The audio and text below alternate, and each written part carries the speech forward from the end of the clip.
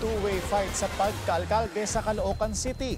Ang magkatunggali si incumbent Mayor Along Malapitan at si dating Senador Antonio Trillanes. Narito ang agenda report ni Pierre Pastor, live mula sa Caloocan. Pierre, ano ang mga isyong mainit na pinag-uusapan dyan? Yes, Willard, pangunahing issue na ibinabato kay incumbent Mayor Adele Malapitan ay itong pagiging miyembro niya sa isang political dynasty. Samantalang kakulangan naman sa kaalaman tungkol sa local issues ang ibinabato kay Antonio Trillanes. Sa ngayon, hindi pa rin malinaw kung sino ang maaring lumabas na mayor sa vote-rich Caloocan. Target ni Trillanes na wakasan ang political dynasty sa lungsod. Pero ayon sa mga taga-suporta ni Malapitan, solid ang Caloocan sa kasalukuyang administrasyon. Malapitan.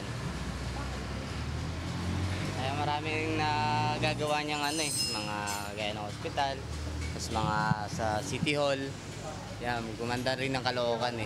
Mayor Oka Malapitan po. Sa pagiging po niya rito as businessman po sa 10th Avenue po. Okay naman po yung mga malakad ni Mayor. And then sa community po, nakikita na po namin na okay po yung mga project po niya katulad po ng street light.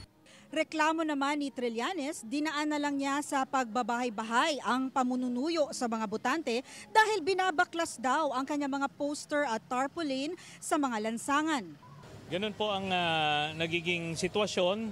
So yung mga tarpaulin namin ay binabaklas nila. Pero ano na yon? Kumbaga tinanggap na namin yon.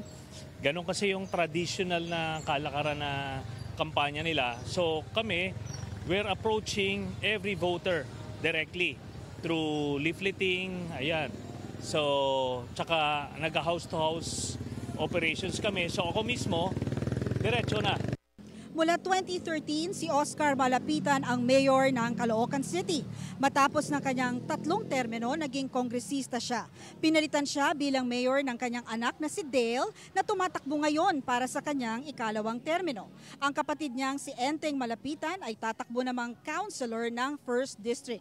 Para sa pagkakongresista, naglalaban ngayon sa 1st District sina Oscar Malapitan, Ray Malonzo at Joram Alama.